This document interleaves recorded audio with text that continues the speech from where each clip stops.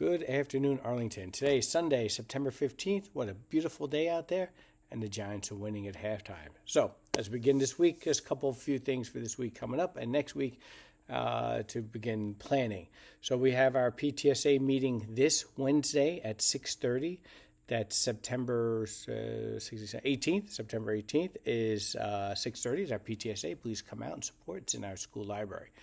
Then we have our activities fair next week on September 25th. That's right after school. Opportunity for your child and our students to see all the different activities that we have going on, clubs and organizations.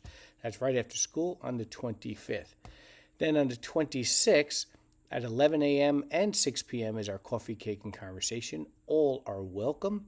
We will have representatives from our junior house, East House, there as well, but all grade levels are welcome. We are restarting the peer tutoring program. Our students are leading the charge on bringing that back in full effect for next year. More information will be coming out.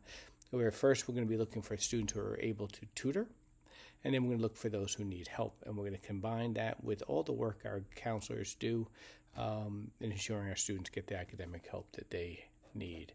And then a couple of weeks after that, we are looking at on October 9th, we have our open house.